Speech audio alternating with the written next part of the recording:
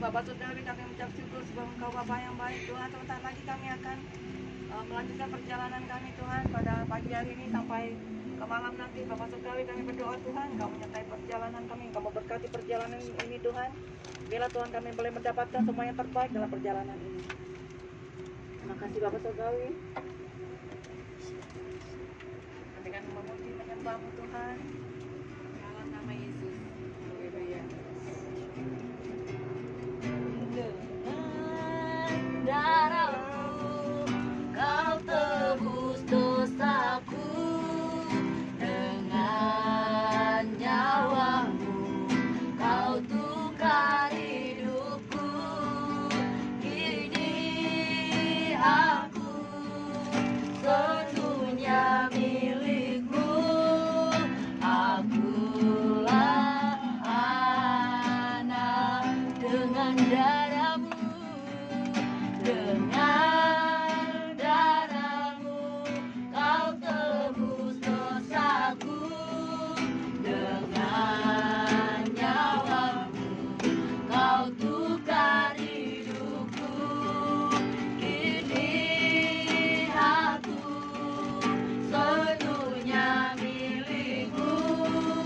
Akulah anakmu. Yesus, ku berseru, Yesus, Yesus, Yesus, ku berseru. Yesus, Yesus, ku panggil namamu. Pengabdianku hanya padamu. Yesus, Yesus, Engkaulah Bapa. Yesus, ku berseru, Yesus, Yesus, Yesus, ku berseru. Yesus, Yesus, ku panggil namamu. Pengabdianku hanya padamu. Yesus, Yesus, Engkaulah Bapa. Sekali lagi kita panggil namanya. Yesus, Yesus, Yesus, ku berseru. Yesus, Yesus, ku panggil namamu. Pengabdianku hanya padamu. Yesus, Yesus, Engkaulah Bapakku. Pengabdianku, pengabdianku hanya padamu. Yesus, Yesus, Engkaulah Bapakku. Penyembahanku hanya padamu. Penyembahanku hanya padamu. Yesus, Yesus, Engkaulah Bapakku. Ayo Bu Kristi, silakan. Mari kita menyembah Tuhan. Haleluya. Pengabdian kami hanya padamu. Penyembahan kami hanya padamu. Kerinduan kami hanya Engkau Tuhan.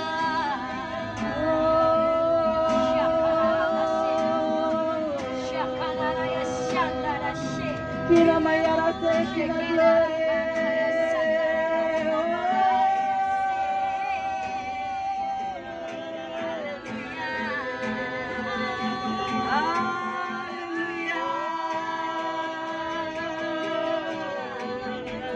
Cinta kami hanya bagimu. Kira maya rabasya kira saya kira cara baca. Penyembahan pengabdian kami hanya bagimu. Kuna maya ramasa.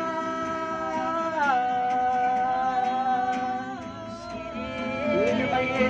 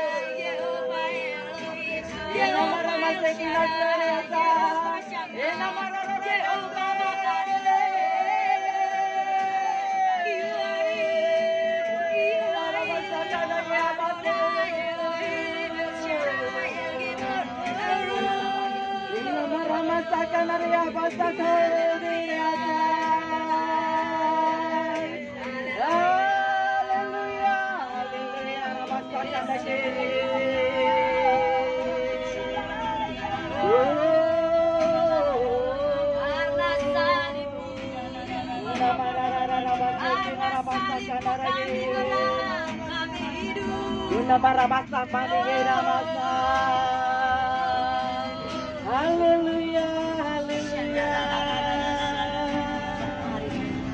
Terima kasih Tuhan.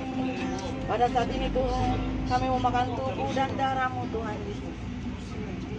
Inilah tubuh dan darah-Mu Tuhan Yesus, yang sudah Kau pecah-pecahkan bagi kami Tuhan. Dan Engkau berkata, kenangkanlah aku dengan merayakan peristiwa. Pada pagi hari ini Tuhan, kami mengenangkan Engkau Tuhan, mengenangkan kematian-Mu di kayu salib Tuhan, mengenangkan semua yang sudah Engkau bayar lunas di kayu salib-Mu Tuhan.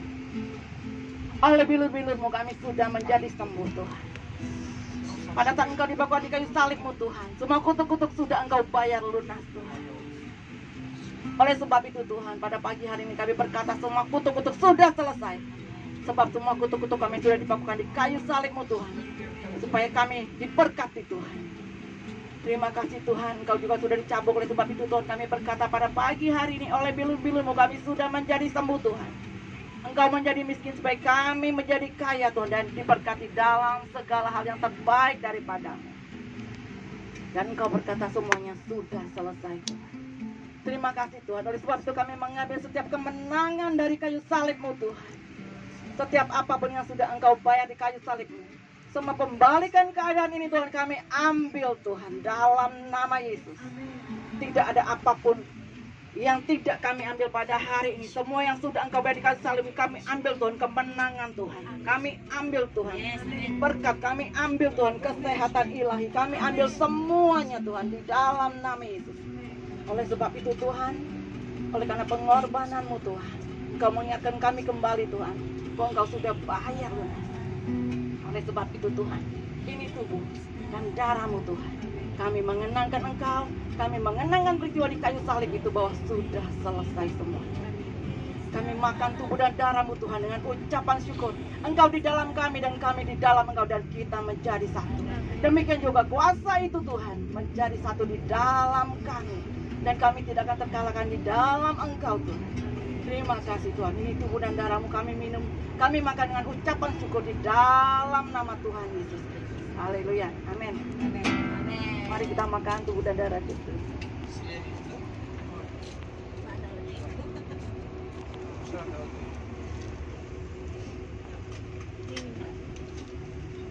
Ambulnya sekarang diminum ya? Selain daripada Engkau tidak ada yang dapat menolong.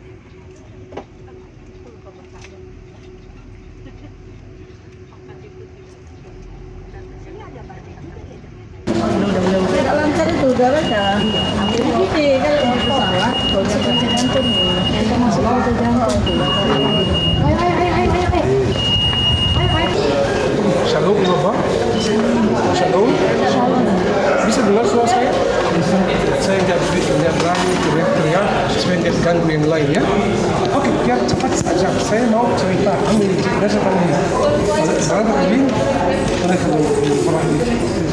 Oke, sebelum saya jelaskan kenapa di sini disebut gereja gantung, maunya dulu saya infokan kapan gereja ini dibangun, supaya kita lebih memahami apa yang penting di sini. Boleh nggak? Boleh saya mulai dari sejarah dulu. Menurut Anda, kira-kira Yesus dilahirkan tahun berapa? Ya, nggak tahu prosesnya. Nggak tahu prosesnya. Tapi tradisi di sini, tradisi Koptik, kita percaya kalender Koptik itu kalender paling tepat. Minta maaf ya. Kenapa? Karena kalender yang kita pegang hari ini itu dibuat dari zaman sejarah Fir'aun. Dan isi kalender kita 13 bulan. 12 bulan diisi dengan 30 hari, kecuali bulan terakhir isinya 5 hari selama 3 tahun. Pada tahun keempat tambah jadi 1 hari, berarti menjadi 6 hari aja. Kita hitung begitu sejak zaman Fir'aun, ribuan tahun sebelum Masehi. Setuju? Oke, tolong mengerti hal ini. Jadi di Timur Tengah, di Mesir kita punya kalender. Kalau di Barat atau di Israel, mereka tidak punya kalender. Mereka hitung begitu.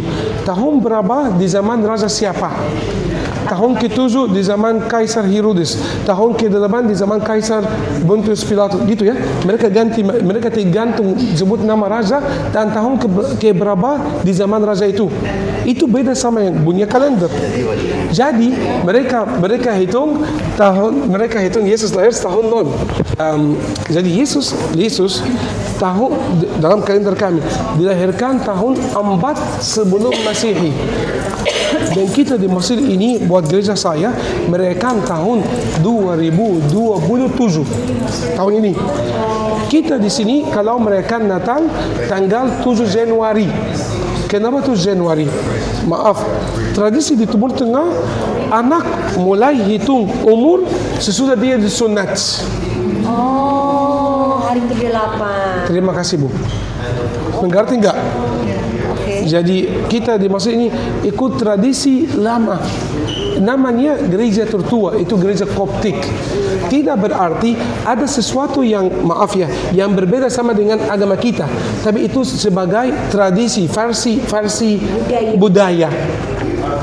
Jangan ada yang salah mengerti kalau nanti dengar, wah orang di Timur Tengah merayakan Natal 7 Januari, bukan 25 Desember. Minta maaf.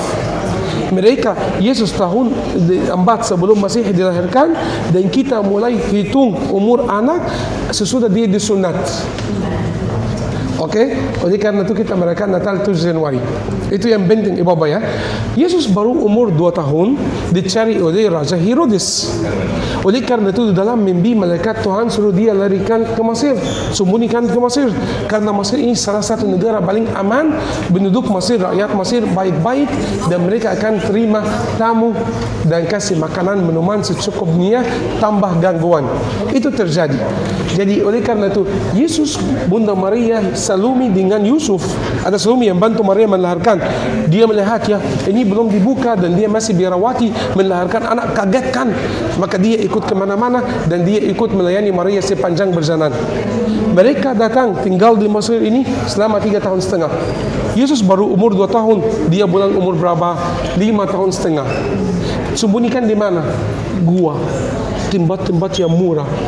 Si Yusuf itu sudah tua, dia juga adalah tukang kayu, gak punya banyak duit, baru lari, gak ada uang untuk sewa, untuk beli tanah, untuk beli rumah. Jadi mereka cari tempat yang gratis atau tempat yang dikasih. Oke, Mesir masih sepi, masih sederhana. Itu tahun 4 sebelum Masehi ya. Tapi sudah Kaisar Romawi bikin benteng Babylon ini, lalu Yesus mulai melayani di sana umur 30 di Israel.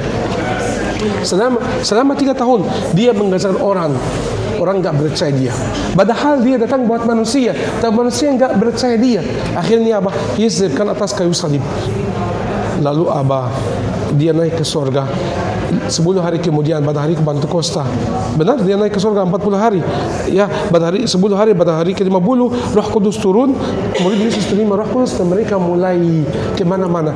Kita belajar tadi, kita kemarin belajar ya, kalau Rasul Thomas pergi ke India, Rasul Matius ke Afrika Selatan, Rasul Markus datang ke sini. Maka kami di Timur Tengah ikut belajar dari Rasul Markus. Dia menulis Injilnya di kota Alexandria tahun 60 sampai 64 dan dia dibunuh di Mesir juga.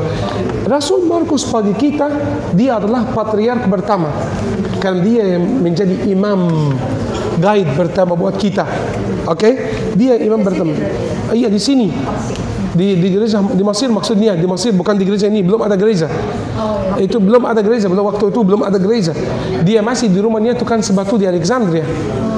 Sesudah dia dibunuh, lalu orang Romawi merasa Kristiani akan menghancurkan negara Romawi. Jadi mereka tidak setuju. Dimanapun ada orang Kristen ditangkap, dibunuh supaya habis agama Kristiani, supaya gak jadi terkenal sama-sama. Tapi rencana Tuhan sangat indah, karena ini agama dari Tuhan, ini agama Tuhan, ini agama surgawi. Lalu ini makin tumbuh, makin besar orang Kristen sampai zaman Ratu Helena dan Kaisar Konstantin Agung. Kaisar Konstantin Agung, tolong perhatikan, tahun berapa? Tahun 284 dia dipaksa masuk perang.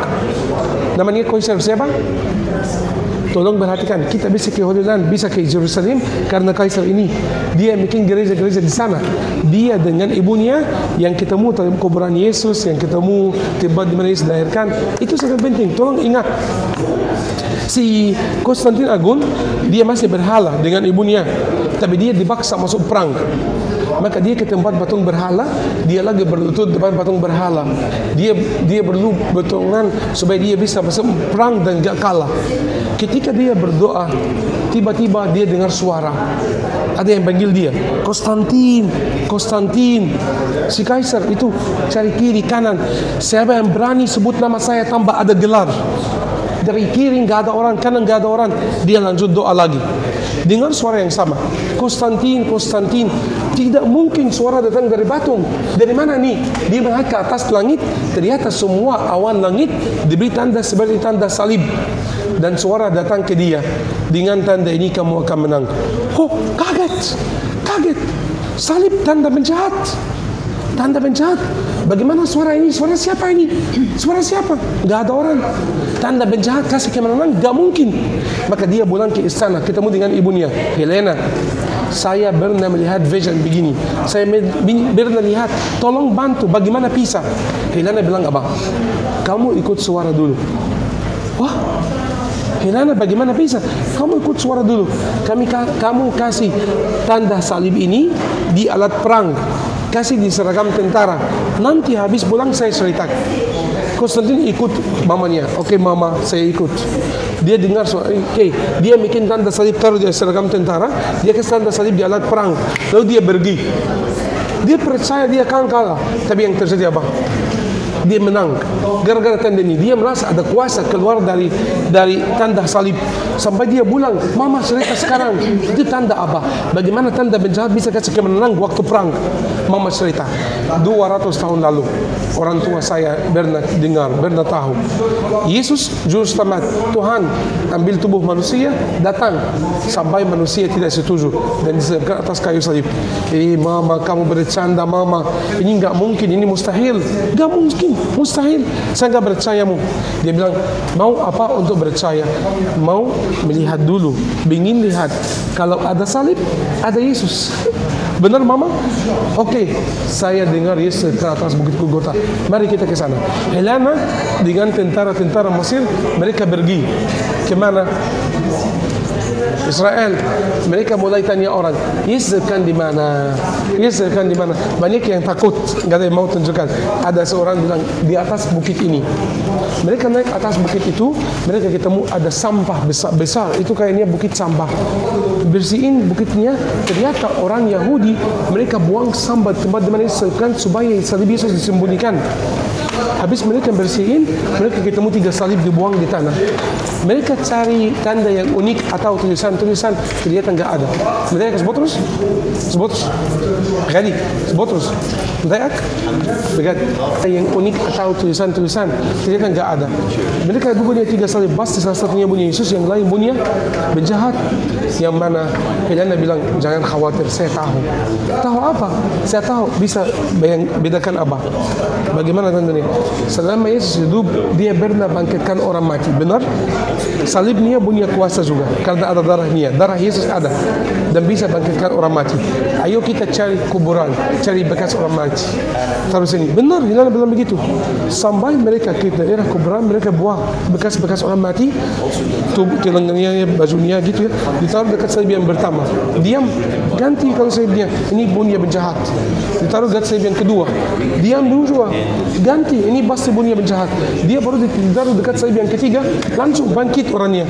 Bangkit. Mereka baru mendengar itu salib Tuhan Yesus.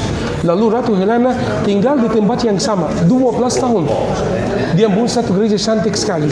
Nanti besok kalian ke sana, Resurrection Church. Itu gereja Ratu Helena. Ada di Bukit Golgotha. Ada di atas Bukit Golgotha. Setelah itu apa? Kaisar Konstantin ambil salib Yesus, dia botong-botongan kecil sekali, botong-botongan kecil, dan dia bagi-bagi. Sampai dia pulang ke Mesir dan dia titip satu botongan kecil di gereja. Di gereja ini kita punya botongan asli salib Yesus ada di belakang. Sudah ada bukti 100% itu asli dari salib Tuhan Yesus. Lalu apa? Kaisar Konstantin mau seluruh kerajaan Romawi ikut agama dia. Dia sudah percaya Yesus Kristus. Maunya bagaimana? Apakah dia bisa ganti status WA atau ganti status Facebook? Tidak ada. Tapi maunya semua kerajaan Romawi ini ikut agama Kaisar. Caranya bagaimana? Membangun gereja. Tapi gereja harusnya tinggi. Salib harus sangat tinggi, dilihat dari mana-mana. Lalu dia membangun gereja di mana? Hebat, bravo, hebat. Posisi kita ini, gereja ini. Kita sekarang berada atas benteng Romawi. Tadi kita naik tangga kan?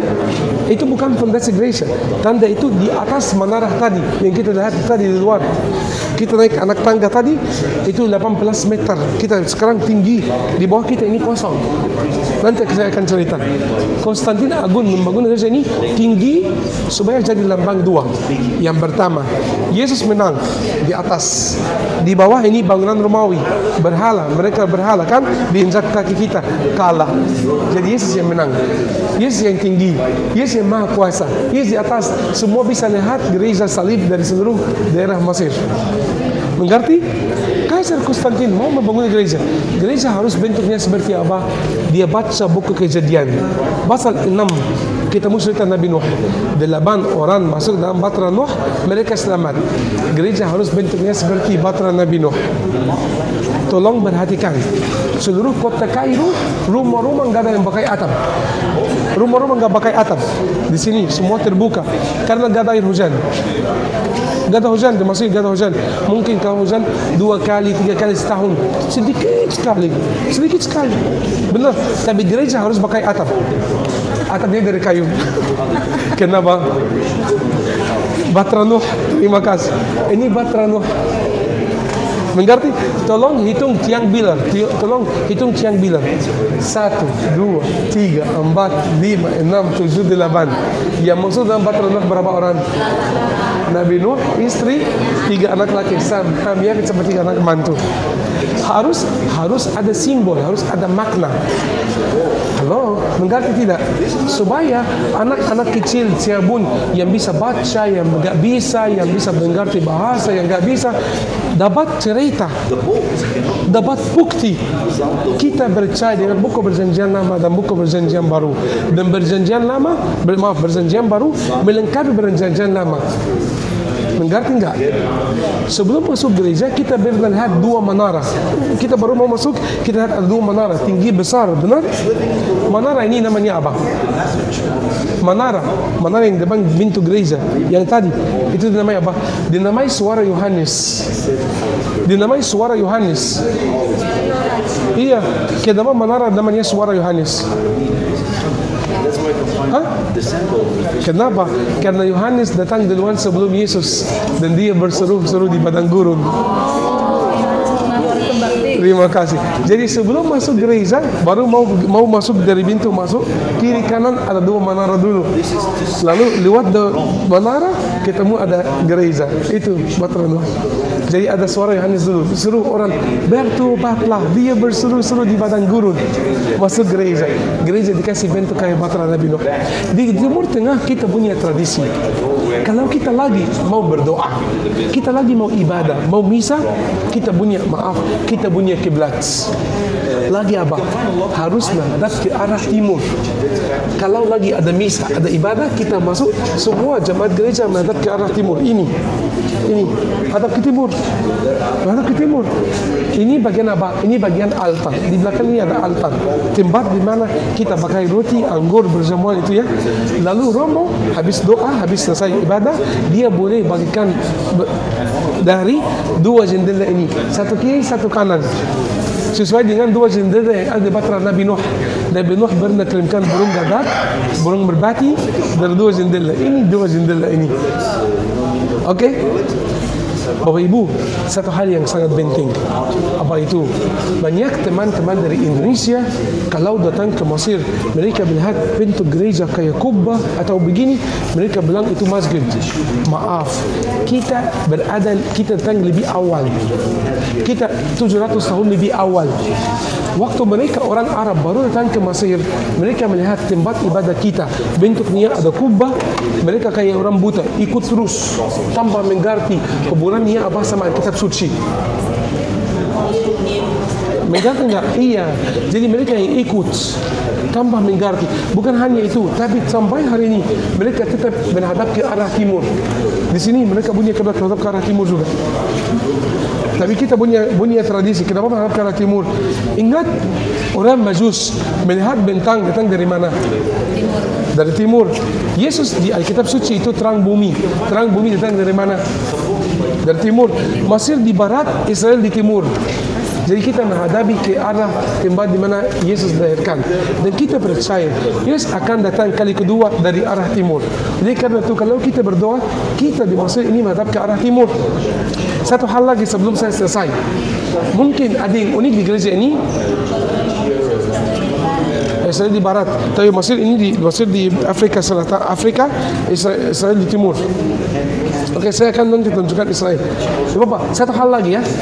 Satu hal yang unik di gereja Koptik, tidak ada di gereja lain. Itu apa? Bisa lihat ada yang putih, ada yang bulat di sana. Di mana kita ini ada berapa? Ada tali digantung, ada yang putih, ada digantung ini. Ini apa? Menurut Anda ini apa? Ini apa? Telur asli. Telur apa? Telur burung onta. Hebat, tahu. Telur burung onta. Kenapa ada telur burung onta disimpan di gereja? Kitab Ayub ada yang baca? Ayub sudah dia sakit, anak mati, keluarga mati, dia rugi semua. Dia lagi berbicara sama Tuhan, curhat sama Tuhan. Dia lagi curhat sama Tuhan. Ayub, dia bilang, Tuhan, saya dombamu, saya anakmu. Kamu tidak kuasa menjaga saya.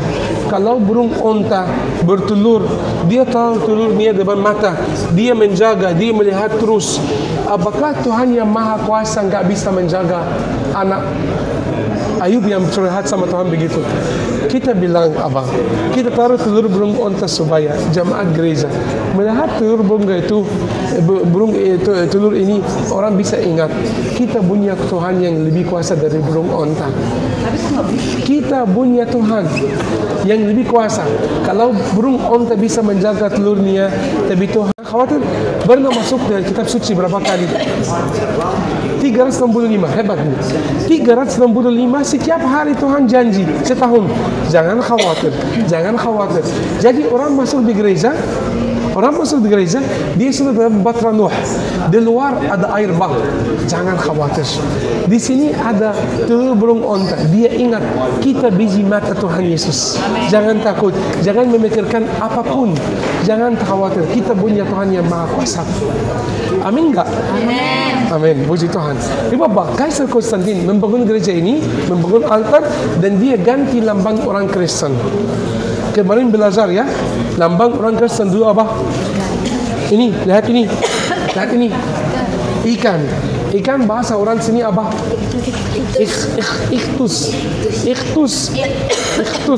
Ikhtus bahasa sini artinya ikan. Tapi ini satu kata singkat dari satu kalimat. Yesus Kristus penisti pensotir. Yesus Kristus anak Tuhan Juru Selamat kita. Oke, Kaisar Konstantin tidak mau ada yang kud rahasia, nggak mau kud. Dia mau semua bangga, semua bahagia. Salib Yesus itu kemenangan, kehidupan. Salib Yesus kekuasaan. Benar? Langsung salib Yesus menjadi lambang orang Kristen. Gara-gara apa? Gara-gara gereja ini. Gara-gara gereja ini di atas benteng Romawi, agama Kristen diresmikan di seluruh kerajaan Romawi. Tahun kemenangan. Tahun berapa? Tolong hafal. Tahun 323. 323 agama Kristen diresmikan di seluruh kerajaan Romawi sesudah gereja ini dibuka. Satu hal lagi, waktu gereja ini dibangun belum ada listrik. Kalau pendeta gembala mau lagi khutbah, mau lagi menggajar, benar? Gak ada mikrofon. Tapi dia bagaimana bisa? Dia naik atas mimbar ini. Mimbar ini unik. Iya, dia naik ke atas, lalu dia berdiri di tengah, dia bisa khutbah, bisa menggajar, semua bisa dengar suara dia. Tapi kenapa kami bilang unik? Karena banyak cerita kita bisa mengerti dari mimbar ini. Wah, ini cuma mimbar berami. Enggak, tolong lihat tiang pilar. Tiang pilarnya ada berapa? Ada 15 tiang pilar. Hebat Bu. Tahu dari mana? Tadi hitung. Benar, 15 tiang pilar. Ya, satu paling depan, paling ujung sendiri, kan? Bagi orang arsitek, mereka menamai tiang pilar paling depan yang sendiri itu batu penjuru. Dan kita siapa yang batu penjuru? Terima kasih. Itu Yesus yang batu penjuru. Kenapa Yesus batu penjuru? Kenapa? Apa itu? Apa maksudnya kata batu penjuru? Coba. Kita bikin satu bangunan, kita bangun satu bangunan. Benar? Batu yang dikasih, yang terakhir dikasih, bangunan udah selesai. Gak perlu ada batu lagi. Ini yang terakhir dikasih, yang melengkapi semua bangunan. Kalau nggak dikasih, bangunan belum lengkap. Benar? Jadi itu namanya batu penjuru yang lagi dibocok, yang terakhir. Sesudah Yesus datang, dia melengkapi semua nih buat di buku perjanjian lama. Sesudah Yesus datang, gak perlu ada nabi, ada siapapun datang lagi. Yesus yang melengkapi semua ini buat. Oleh karena itu di gereja Koptik kita tidak percaya dengan siapapun. Nabi mereka itu bukan, maaf, bagi kita bukan nabi, bukan apapun. Karena Yesus datang, semua dibuat berbicara, Yesus akan datang. Terima kasih. Yesus datang, udah selesai. Udah selesai. Roh Kudus yang bekerja. Benar? Jadi Yesus adalah batu penjuru. Besaran yang berikutnya, coba lihat dua tiang pilar berikutnya, ada zigzag, ada dekorasinya. Itu untuk siapa? Satu buat Bunda Maria, satu buat Santo Yohanes. Kenapa? Karena dua orang ini jadi saksi. Yang di atas kayu salib ini siapa? Ya, Yesus. Maaf, kalau bukan Yesus, kenapa ibunya lagi berdiri nangis? Kenapa muridnya lagi berdiri nangis? Kan? Bukan hanya itu, tapi Yesus berbicara sama dua-duanya. Dia bilang, ibu, inilah anakmu. Dia bilang kepada Yohanes, inilah, jagalah dia. Jadi yang berbicara ini siapa? Maaf, 700 tahun kemudian orang Arab datang. Maaf, sangat bodoh mereka. Mereka datang dari negara Arab, jauh-jauh dari tempat Yesus, dan mereka bilang yang disiapkan atas kayu salib bukan Yesus. Mereka tawa bersama. Benar tidak? Maaf, buktimu dari mana? Tahu dari mana? Kalian datang dari negara Arab yang jauh-jauh dari tempat Yesus, dan kalian datang dari, maaf, 700 tahun kemudian, gak punya bukti sama sekali, tidak mengerti sama sekali bahasa orang di zaman itu, tidak tahu apapun, dan kalian bilang yang disiapkan di atas kayu salib bukan Yesus. Yang bodoh siapa? Maaf. Jadi ini jadi saksi. Bunda Maria, Yesus, Yohanes berdiri dua-duanya, dan mereka saksi. Ini Yesus. Siapa yang berani bilang tidak? Orang Yahudi sendiri tidak berani bilang tidak. Halo, setuju enggak? Oleh karena itu kita punya banyak ikon. Harus ada Yesus di atas kayu salib, Bunda Maria, Yohanes harus ada di samping, biar jadi saksi, dan semua mengerti. Gak ada boleh yang protes. Iya, bukan dua, ada juga Maria Magdalene berdiri. Tapi kalau bunda itu mamahnya, muridnya yang dekat. Maaf ya. Sekarang ini tiang pilar tadi berapa? 15. Tadi saya bilang Yesus, Bunda Maria, sama Yohanes. Jadi 15 kurang 3 berapa? 12 siapa? Ini kita ini. Tapi dengar, ada masalah. satu abu-abu, satu abu-abu, satu hitam. Di antara 12 itu ada satu abu-abu, satu hitam. Yang hitam juga. Hebat, yang abu-abu, yang benar 3 kali nak Petrus. Halo. Sekarang, apakah Ibu Abba? Halo, apakah Ibu Abba udah mengerti kenapa di gereja timur ada ikon, ada batu, bukan macam berhala?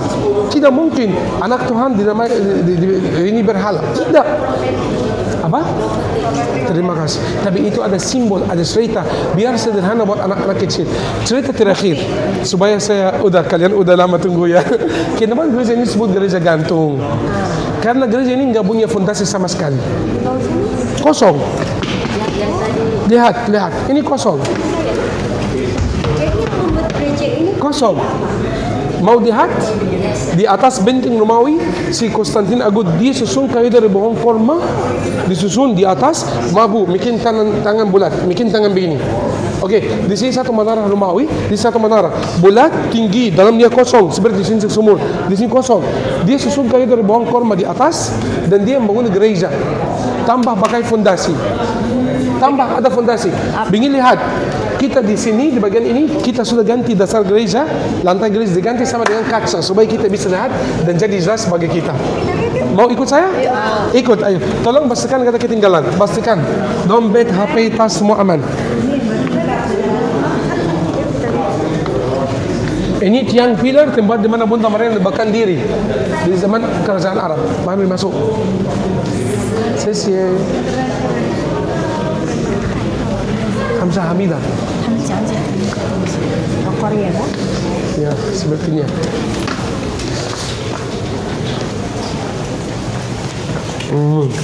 Permisi, Ibu Abba.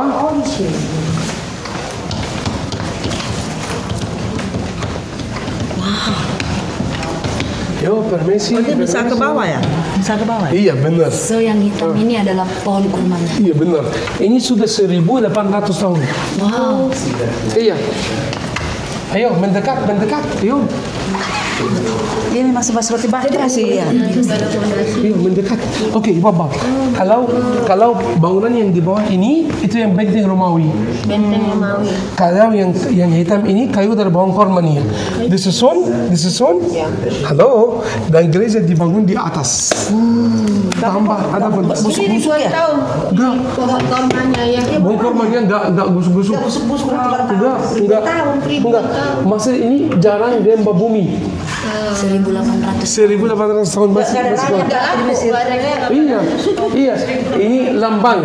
Yesus menang di atas, berhala Romawi kalah, udah habis. Injak kaki. Yesus yang di atas. Yesus menang. Amin. Lihat dari jendela ini, salah satu menara Romawi yang masih ada di luar sampai sekarang. Lihat. Ini posisi kita, 18 meter lebih. Masuk ke depan, masuk lihat di bawah, lihat di luar. Ayo. Boleh lihat, Bapak. Ini gereja gantung. Kita benar-benar di atas loh.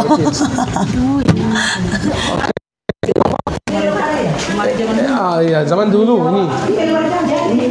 Ini dari tahun 1493. 1493. Sudah 600 tahun ini pintu ini ya. Ini dari Gading Gajah ini. Gading Gajah. Asli. Oke, Bapak, saya perlu Bapak ke sini dulu. Sebentar. Minta maaf ke sini, ayo, mari. Halo. Tadi udah mengerti kenapa gereja ini disebut gereja gantung kan? Udah mengerti gereja ini sudah 1800 tahun ini, gereja sudah tua. Oke, namanya gereja gantung. Tapi saya mau jelaskan sesuatu, itu yang namanya ikon. Maaf. Mungkin kadang-kadang yang Kristen melihat ada ikon, ada gambar, mereka bilang ini macam berhala. Berjanjian bilang jangan bikin patung, jangan bikin gambar. Iya, setuju. Tapi kita enggak seperti orang yang memuji kepada ini atau yang enggak. Tapi ini simpan cerita. Cerita Alkitab digambarkan. Supaya apa? Orang yang nggak bisa baca, orang yang paham. nggak bisa bicara, bisa lihat ini, ingat semua cerita kita dan masuk di hati semua cerita. Ini apa? Ada yang bisa jelaskan ini? Ini apa? Ini siapa yang di atas? Ini apa yang di atas kayu salib? Ini namanya Yesus Kristus. Yesus Al-Masih, Yesus Kristus. Ini Yesus Kristus. Bahasa ini, bahasa orang sini. Oke. Lalu di bawah salib ini, coba lihat matahari. Bisa terang? Tidak, dibatasi. Matahari udah gelap, artinya seluruh bumi, seluruh ciptaan Tuhan marah waktu Tuhan Yesus tekan. Lalu apa? Ini siapa nih yang menangis? Maria Magdalena. Ini Maryam, ibu Yesus. Ini tulisannya Maryam. Ini siapa? Yohanes. Ini siapa? Maria Magdalena. Terima kasih. Benar? Ini jadi saksi. Jadi saksi apa? Gondrong. Iya. Lalu apa? Saya ingin tanya, yang di bawah salib ini apa? Setan. Bukan. Apa itu? Ini apa? Tenggorak siapa? Maut sudah dikalahkan. Bukan. Tradisi Koptik. Tradisi Koptik. Oke, ini Gongorak bahasa ini artinya Golgota. Di bukit Golgota. Yesus disalibkan di bukit Golgota. Golgotanya siapa? Konggorokan siapa? Di bukit Golgota ada konggorokan siapa? Tuhan Yesus. Bukan. Adam. Ada apa? Apa? Adam. Tengkorak Adam. Kita punya tradisi di timur. Salib Yesus atau Yesus salibkan di tempat yang sama. Adam dimakamkan. Darah Yesus sudah bernilai sampai Dari manusia ciptaan pertama. berarti apa? Manusia ciptaan pertama sampai Yesus mereka diselamatkan. Yesus di atas salib kasih darah buat seluruh manusia, bukan hanya buat kita, dan buat seluruh manusia. Berarti apa? Terima kasih. Kalau Abraham ada di mana? Di Firdaus. Abraham ada di Firdaus. Jiwa Abraham, jiwa Ishak, jiwa Yakub bukan sama iblis. Darah Yesus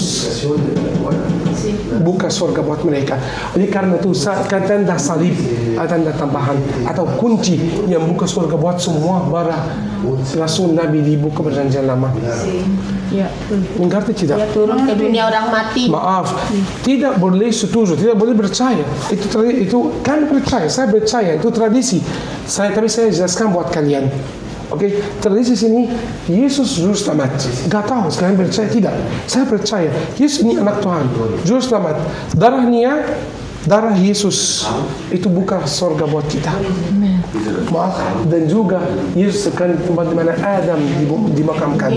Dan Yesus buka surga buat Adam, Abraham, Ishak dan Yakub sama Raja Daud dan raja-raja yang besar. Yang perjanjian lama kan 3 hari di dunia orang mati membawa jiwa-jiwa yang. Terima kasih banyak.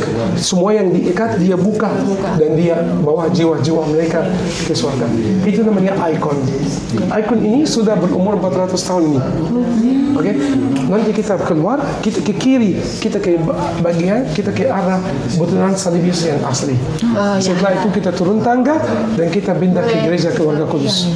Oke, silakan. Koptik dikasih tanda begini supaya kalau kita hitung setiap arah ada 3 dan kita hitung jadi ada 12 Yesus supaya ada makna. Oke, mengerti ya? Oke, terima. Kira-kira ada ibu.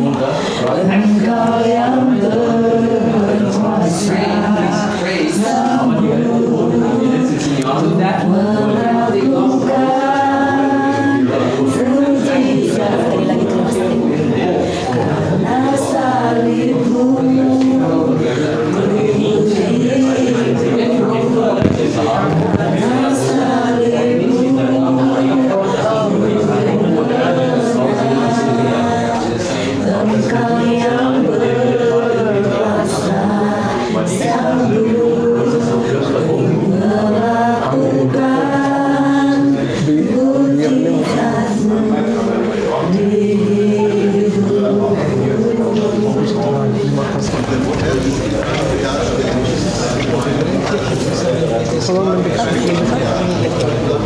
Kita langsung ke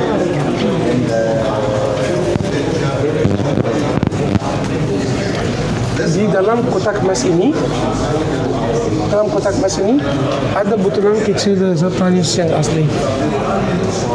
Ini bawah. A part of the Holy Cross. Artinya ada dalam sini. Oh, nggak bisa kelihatan. Nggak bisa dilihat. Di dalam kotak emas. Soalnya ini berharga. Dia berharga dari batu permata, dari emas. Jadi kita sembah di dalam kotak emas. Bisa lihat? Ini ada serpihan kayu salib Tuhan Yesus yang asli disimpan di dalam. Oke, terima bang. Tuhan Yesus Tuhan. Ini posisi kita sekarang di antara dua menara. Ini kosong.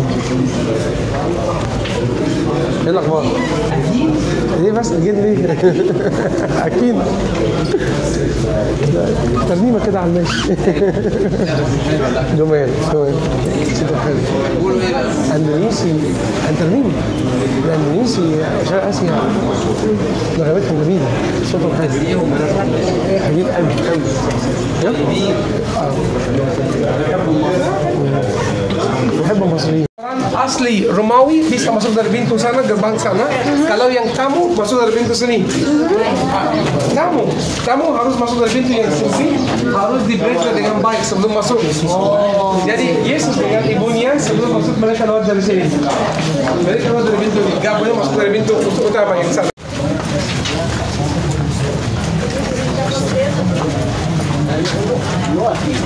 Están falando en general de su historia comunitaria y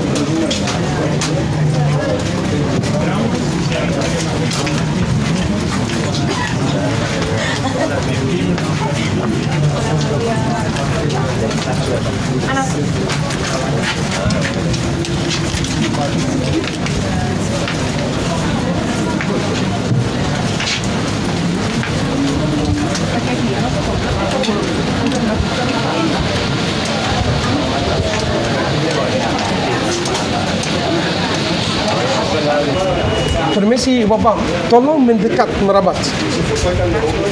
Ayo mendekat merabat. Gereja kedua paling tua di Mesir, sebelah kanan saya. Tapi sebelum saya berbicara buat gereja ini, saya mau Bapak Ibu melihat sesuatu dan tolong hafal. Karena ini ada kitab suci kita. Ada yang bawa kitab suci? Ada. Bukan aplikasi yang benar. Ada bawa buku. Halaman pertama, halaman kedua saya perlu. Ada Oke? gambarnya sih. Nah, ya, jangan nanti di bis. Tapi ingat ini dulu. Ini adalah peta negara Mesir. Seperti kalian bisa lihat dan sangat jelas bagi kita, ada 3 warna, ada warna biru, ada warna hijau, warna kuning. Kalau biru, di sini biru itu air. Karena Mesir punya 2 laut, 1 sungai. Oke? Laut yang paling utara, ini namanya laut apa? Mediterranean. Bahasa Indonesia laut tengah. Oke, teman sebut Mediterranean tengah karena tengah-tengah 3 benua. Di atas Eropa, di bawah Afrika, ke timur Asia. Jadi laut tengah, di tengah 3 benua. Allah mengerti tidak? Setiap laut ada arti, ada makna. Ini laut apa? Laut Mediterranean, laut tengah, di tengah Eropa, Afrika, Asia. Laut yang kedua di sini namanya Laut Merah, Red Sea. Red Sea itu laut merah. Dinamai laut merah karena air laut warna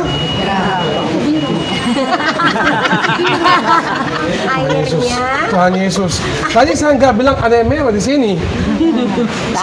Nggak ada air laut yang warna merah. Kita langsung jawab dia merah. Tolong perhatikan. Perhatikan. Laut merah, namanya laut merah karena air berwarna biru. Hebat. Laut merah di sini. Ada yang bisa lihat ini. Lambangnya begini. Begini. Coba lihat laut merah begini. Kalau di Indonesia ini apa? Victory.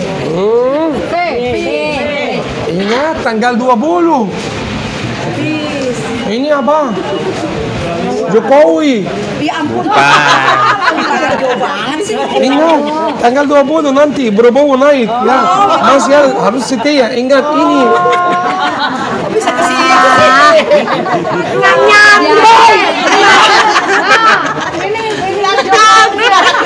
Jokowi ya. Jadi Jokowi. Ingat. Jebak. Ingat. Nomor 2 Jadi ini Jokowi ya, Jokowi ingat nanti tanggal 20 Prabowo yang naik ya. Hidup Prabowo. Oke, ini lambang bukan Jokowi, ini Laut Merah. Laut Merah di sini lambangnya begini. Kenapa? Karena dari Laut Merah ada dua teluk ya. Laut Merah, satu laut lari ke kiri, satu laut lari ke kanan. Yang di kiri itu arah benua Afrika, yang kanan ke arah benua Asia. Ini dari Laut Merah. Tolong ingat, Laut Merah punya dua. Satu yang di kiri ini namanya Laut Tebrau, Laut Kalsum.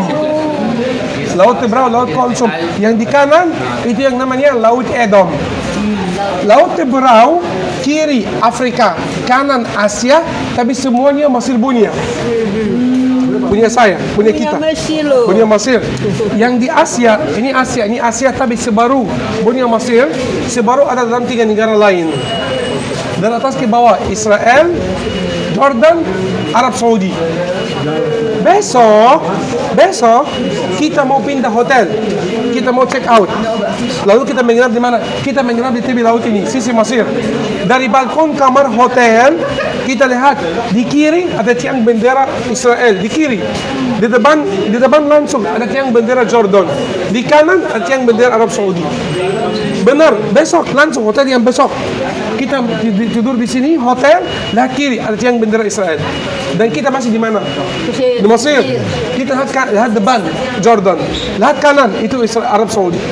Benar, karena ini sebaru punya Mesir, sebaru dalam 3 negara lain. Nanti kemungkinan besar besok signal HP bukan signal Mesir, itu signal Israel atau Arab Saudi atau signal. Bas kita dekat-dekat sini. Oh, dekat-dekat kita akan dapat selamat datang di Arab Saudi. Kita masih di Mesir.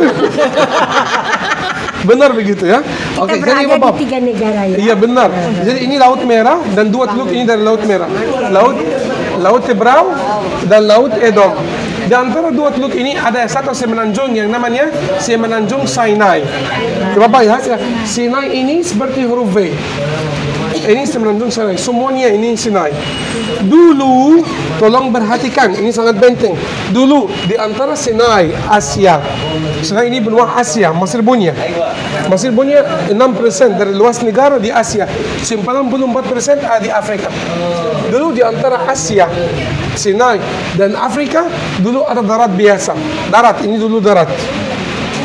Tapi barusan 150 tahun lalu saja kita pernah gali satu terusan ini digali dari Laut Mediterranean sampai Laut Merah. Ini kami yang gali 194 km ini. Ini namanya terusan Suez. Terusan Suez jadi batas Asia Afrika. Baru. Kenapa saya berkali-kali bilang baru? Karena di zamannya Yesus belum ada darat biasa. Di zamannya bangsa Israel belum ada darat. Dulu ada darat, tapi ini baru kami gali.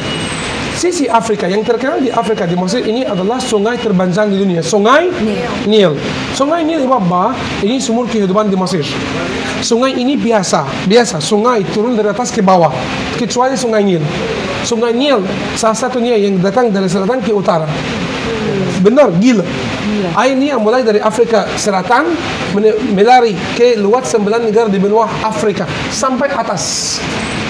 9 negara mulai dari Tanzania, Zambia, ke Rwanda, Burundi, Kenya, Zaire, Ethiopia, Sudan, Mesir, negara Mesir di atas. Bentuk sungai ini di sini seperti apa? Satu jalur dari kota paling selatan, Bendungan Aswan, lari ke arah utara, Luxor, Lembah Raja-Raja, dari lagi ke utara sampai Babylon, tempat kita sini. Apa yang terjadi buat lembah Sungai Nil? Ketemu satu batu keras, jadi sungai Nil sendiri pecah. Bagi 7 cabang. Bisa lihat nggak? Iya. Semua mineral kesuburan yang membuat tanah subur. Sungai Nil ambil dari selatan. Pada zaman dulu Sungai Nil banjir, dibuang di utara. Maka daerah utaranya Sungai Nil menjadi tanah paling subur. Tanah paling subur di Mesir atau di kitab suci dinamai tanah Goshen. Yang tadi tanya saya, Goshen itu di mana? Ini deltanya Sungai Nil. Ini tanah paling subur. Ini yang hijau itu Goshen. Ini Goshen. Ini semuanya hijau. Terima kasih. Dulu Yusuf dengan masih ingat sesudah dia dijual. Nanti sekitar tempat piramid saya mau tunjukkan penjaranya Yusuf. Sesudah dijual, dia istri Potifar memfitnah dia, ingat? Lalu dia ditaruh di penjara 10 tahun. Umur 30 dipanggil supaya bisa mengganti mimpi Fir'aun. Sesudah dia membantu Fir'aun, dia menjadi orang kedua. Safnat Fahnih, dinaikin kereta Fir'aun, dikasih cincin dan gelar semuanya, kalung dan baju halus Fir'aun. Masih ingat? Dan Fir'aun disuruh hormat. Ingat kemarin? Lalu si Fir'aun Mesir suruh bapa mama turun datang ke Mesir dan mereka diberikan tanah paling subur. Mereka tinggal di sini. Bangsa saya tinggal di tanah Goshen selama 438 tahun di sini. 438 tahun sampai Musa bawa mereka keluar. Harusnya Musa bawa mereka keluar dari sini. Mereka lewat darat, terusan Suez belum ada ya. Mereka lewat darat 40 hari, 40 malam sangat cukup. Mereka bisa satu hari 18 km, 20 km bisa sampai 40 hari. Lalu mereka bisa ke tanah perjanjian. Ini paling ujung. Sangat cukup. Tapi yang terjadi apa? Musa sendiri tidak mau ikut pikiran dia sendiri. Dia ikut rencana Tuhan. Jadi dia bawa bangsa saya ke arah laut. Lalu di tempat ini air laut terbelah, mukjizat terjadi. Lalu mereka masuk gurun Sur, mereka cari air sampai mereka marah. Mereka turun ke Elim, mereka ke kiri Masa dan Meriba, Rafidim, kemudian kaki tanah Midian, kaki gurun Sinai. Ini. Besok kita dari hotel ke arah terusan Suez, kita ke tempat di mana air laut terbelah. Di sana masih ada kereta Fir'aun, roda kereta, alat perang Fir'aun masih ada sampai saat ini di dasar laut ini. Besok kita mau ke Marah, Elim, Masa, Meriba, Rafidim, dan besok kita di tanah Midian kita akan berdoa. Ini suatu dari buku perjanjian lama, cukup jelas. Ada suatu dari buku perjanjian baru, itu buat Yesus yang dilahirkan di Bethlehem, dilarikan ke Mesir. Coba lihat, dan mereka pernah tinggal di Mesir selama 3,5 tahun, 18 tembak, pernah jadi gereja. Salah satunya ini. Mari kita masuk gereja ini, kita lihat gua keluarga Kudus. Boleh nanya? Boleh. Waktu Saya sedikit forsa saya Mesir itu bangsa Firaun mengejar bangsa Israel, Ibu mereka kota. kena apa gulungan laut. Firaun selamat nggak? Fir'aun. Nanti ada cerita, kita baca dari Nah, terus siapa meneruskan kerajaannya? Kan semua pada pergi mengejar Israel. ada cerita nanti, ceritanya cukup panjang. Abu Sirga ini. Ini gereja Abu Sirga Bapak ya. Mundur. تفضل لا مستنيك انا عايز اخليك انت الاول انا اسف عطلتك بره حاجه عليا ini namanya gereja Abu Sirga. Kami di sini menamai gereja Abu Sirga gereja keluarga Kudus. Oke? Kita mau masuk gereja keluarga Kudus dan ini salah satu tempat paling suci bagi orang Kristen di Mesir, orang Koptik ya. Di tempat ini keluarga bayi Yesus pernah disembunyikan, silakan doa. Pernah sembunyi selama 3 bulan. Yesus, Bunda Maria, Salumi dengan Yusuf minum dari sumur air di sini. Permisi, mari kita masuk dulu.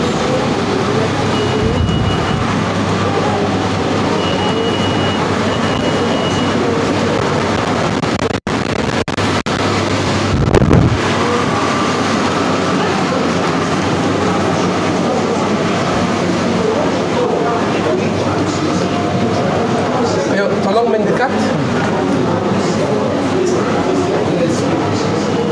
Mungkin tadi banyak cerita, tapi permisi Bapak mendekat. Tadi saya sudah banyak cerita, minta maaf ya kalau ada gangguan. Tapi sampai titik ini, Bapak paham nggak? Paham, jelas. Hafal dikit atau lupa? Ini tadi semua cerita dari kitab. Saya nggak pernah cerita dari luar Alkitab. Karena kami di gereja Koptik tidak mau terima sesuatu yang kalau ada di luar Alkitab suci. Kami selalu mau tradisi. Seperti orang baca itu aja yang kita percaya. Ada bukti itu aja yang kita percaya. Mengerti nggak? Tapi kita punya tradisi. Tradisi itu apa? Di gereja Koptik kami percaya dengan 7 sakramen. Sakramen maksudnya apa? Bukan rahasia, tapi itu Roh Kudus yang bekerja, tapi orang nggak bisa melihat. Jadi karena itu kita menamai itu sakramen atau sakramen, secret holy. Oke? Tolong ingat, orang dilahirkan, dia masih warisan dosa Adam, Hawa, warisan dosa orang tua. Jadi dia harus dilahir ulang dari air dan Roh Kudus. Benar? Itu namanya apa? Baptis. Terima kasih. Ibu tolong perhatikan. Ini apa? Ini adalah kolam baptisan di gereja. Kolam baptisan. Kami di gereja Koptik punya tradisi baptis anak kecil. Pas lahir diberi kesempatan 40 hari. Kenapa 40 hari? Biar dia, mama, orang tua tolong kasih ibu. Kasih mereka kesempatan. Kalau Yesus Kristus sebelum mulai mendazar umur 30 dia puasa 40 hari. Musa naik atas gunung Sinai puasa 40 hari. Jeremia, Elia puasa 40 hari. Kita juga diberi kesempatan untuk keluarga 40 hari habis dilahirkan, untuk siap-siap. Lalu bayi kecil itu dibawa ke gereja. Dikasih buat Romo ini dilahirkan dari ibu, tapi kita ingin dia melahirkan dari ayah dan Roh Kudus, menjadi anak Tuhan. Bagaimana caranya? Bajunya dilepas, tanggalkanlah kasutmu, ini tanah suci. Jadi baju ini kayak kasut, dilepas, lalu Romo pegang anak itu dari kaki di atas, kepala di bawah. Iya, di dalam kolam air ini bayi kecil dicuci dalam air, dalam nama Bapa, Putra, dan Roh Kudus, lalu keluar.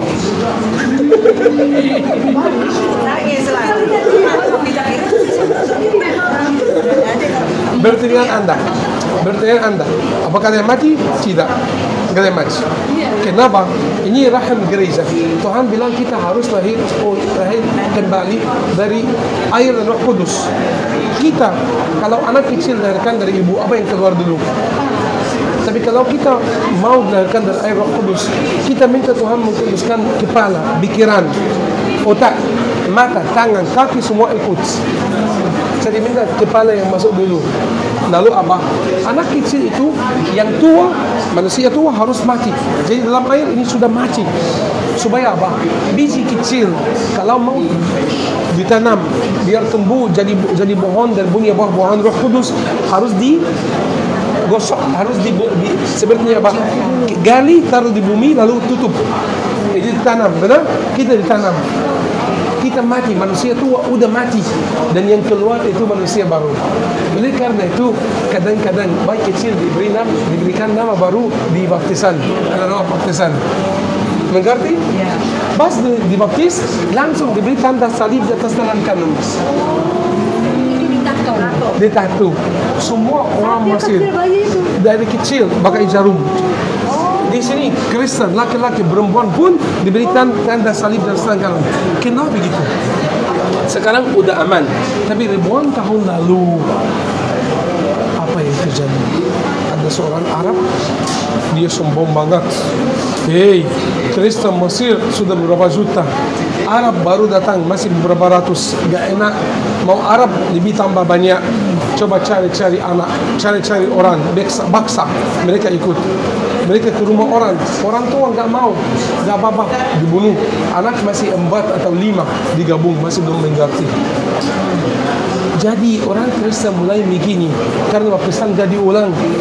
Kalau takut terjadi orang tua dibunuh, anak-anak dibaptis ulang atau mereka dibaksa masuk agama orang lain, mereka diberikan tanda salib.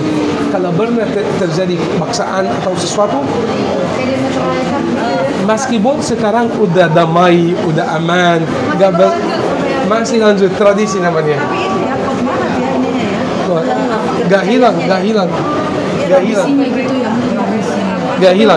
Oke. Ratu Helena, tadi kita belajar ya, Kaisar Konstantin, beliau yang ketemu salib Yesus.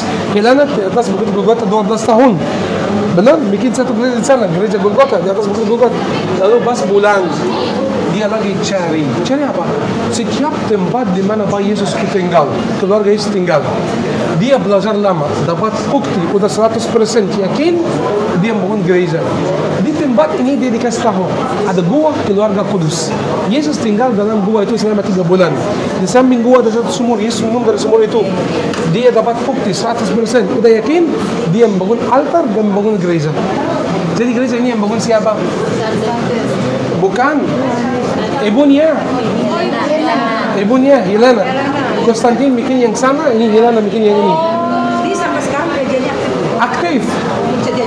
Kenapa tadi pagi saya nggak seru kita kesini jam 7, jam 8? Ada misa, ada ibadah. Mengerti nggak? Ayo kita masuk ke tempat dua keluarga kudus. Nanti kita keluar, saya kasih gereja bentuknya seperti apa.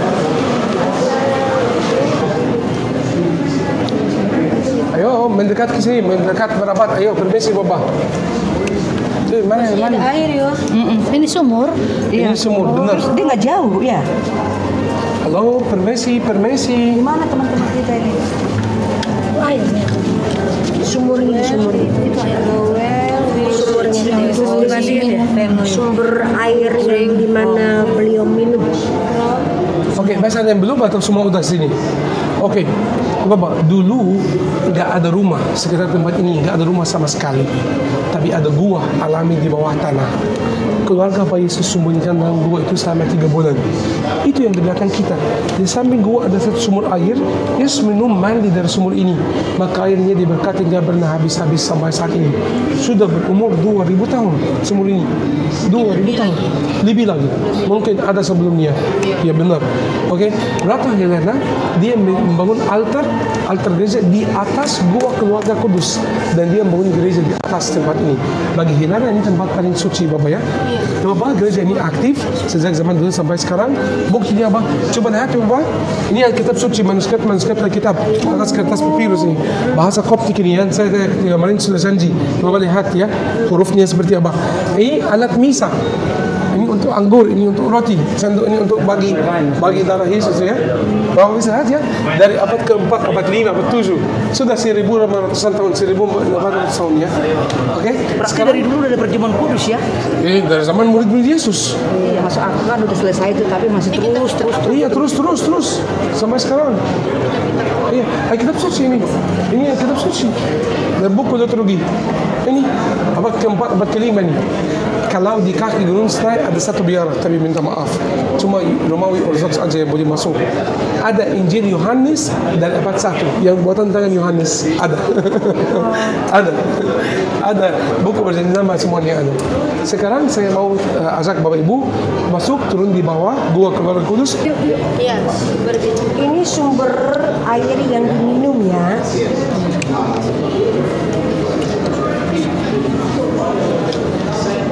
Karena Ini sumur air keluarga kudus, tempat di mana Yesus keluarganya minum mandi. Saat di samping gua keluarga kudus selama 3 bulan mereka sembunyikan di gua ini. dan sampai sekarang Ini gereja Abu Serga atau boleh dinamai gereja keluarga kudus. yang membuat kamu sehat, yang membuat kamu menjadi seorang kuat, yang membuat kami menjadi ada keilahian dengan Bapa, dengan Yesus Kristus.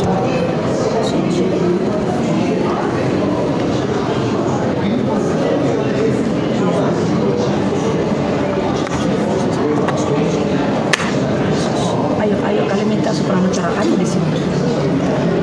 Aku lagi komunikasi.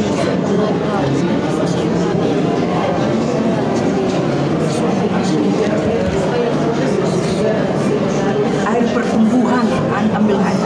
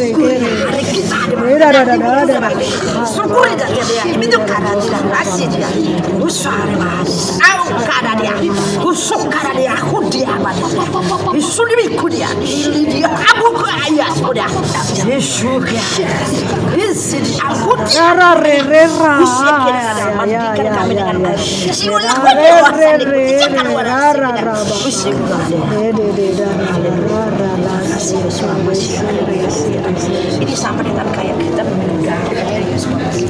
Ini sama kita seperti minum darah. Dia minum waktu masa kecilnya dia kan jadi ini air kita bertumbuh. Ayo, tangannya.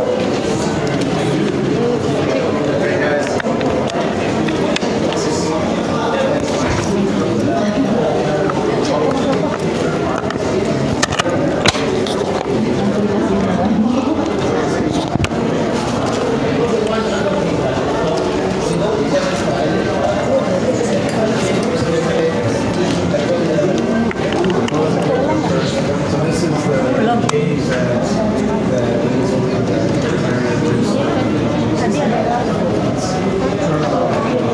a well up here.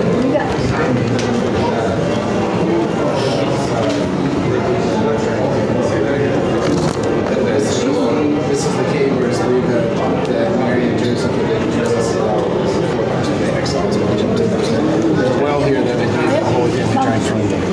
Tambak. So let's sing together. Ayo, ayo. By the way, for so many years,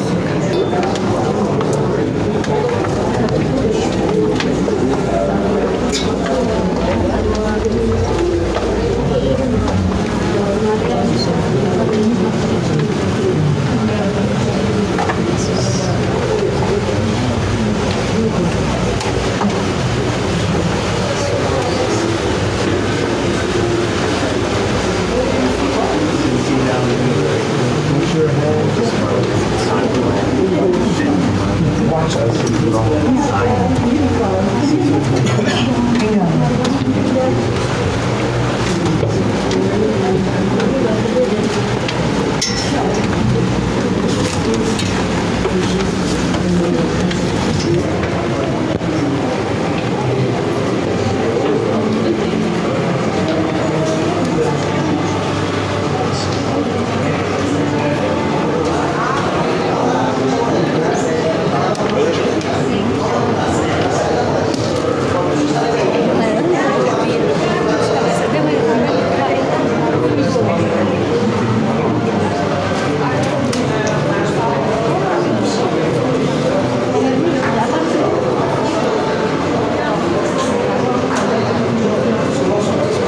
ayo, yuk, yuk, sini nyembah yuk.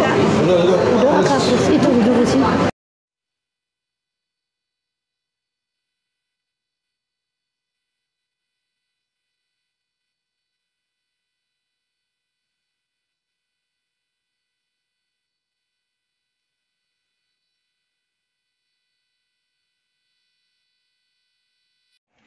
Tapi nggak aktif.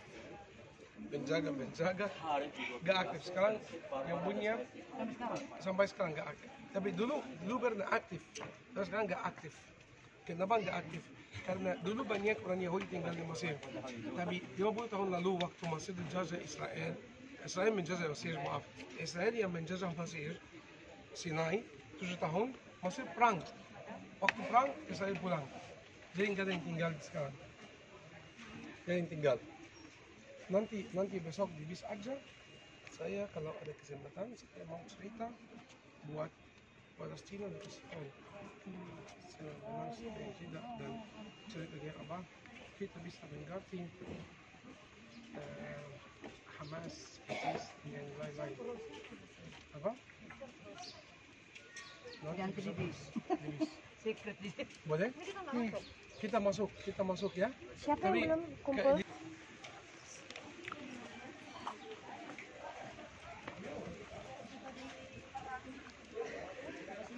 Siapa yang belum lagi? Icat, abang Icat. Belum saya. Iya, belum, abang Icat belum. Enggak juga apa-apa. Enggak. Ini Bang Icat. Beli properti. Kita satu tim ya, nggak boleh gitu. حلو قوي ده عايزه ملك. طيب انا يا عم يوسف انا مش عندي شك الكلام ده كله. بص بين ازرا سيناغوج kata singkat Baitullah, rumah ibadah orang Yahudi. Ben Ezra ini siapa? Ada cerita buat Ben Ezra. Tapi satu tradisi dari zaman orang Yahudi, mereka taruh mezuzah. Tahu? Ini bila ini kadang-kadang dari emas, dari besi, dari perak, dari kaca apapun, yang penting isinya ada tulisan dari Taurat di pintu kanan dan mereka bikin cium sebelum masuk supaya ingat. Adonai ada. Ayo mari masuk. Adonai.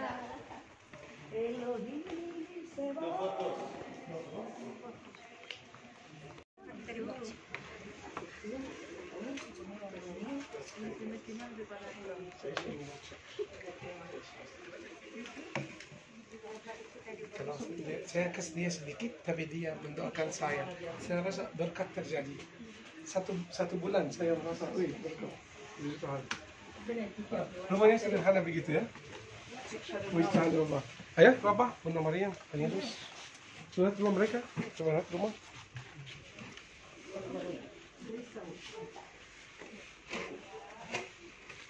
Ayo, kita mau pulang.